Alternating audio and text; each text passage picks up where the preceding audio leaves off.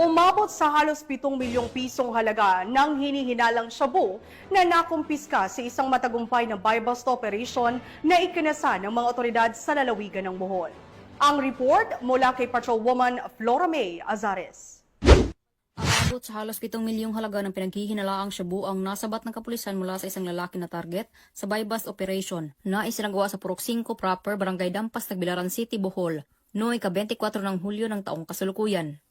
Kinilala ni Police Colonel Arnel B. Banzon, Provincial Director ng Bohol Police Provincial Office, ang suspect na si alias Polpol, 44 anyos, isang high-value individual na residente ng Purok 1, Barangay Kugon, Tagbilaran City, Bohol. Dakong alas 11 ng gabi nang isinagawa ang buy-bust operation na pinagsanib ng pwersa ng operatiba ng Provincial Drug Enforcement Unit, Provincial Intelligence Unit, Tagbilaran City Police Station at PIDEA Bohol na naging dahilan sa pagkakaaresto ng suspect.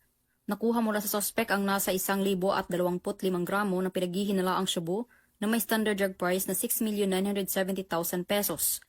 Bukod sa droga, nakuha din mula sa operasyon ng isang Android cellphone, sling bag, Honda Wave na motor at buy-bust money. Mahaharap ang suspect sa kasong paglabag sa Section 5 at 11, Article 2 ng RA 9165 o Comprehensive Dangerous Drugs Act of 2002.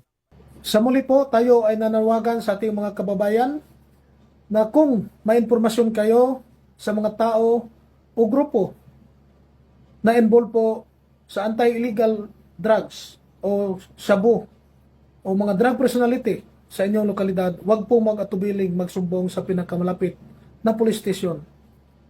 At pwede po tayong mag-dial din po sa 911 kung gusto niyo pong ma-responde ang isang krimen. Mula dito sa Central Visayas, ako ang inyong PNN correspondent, Patrolwoman Flora May Azares, alagad ng batas, tagataguyod ng Balitang Pulis.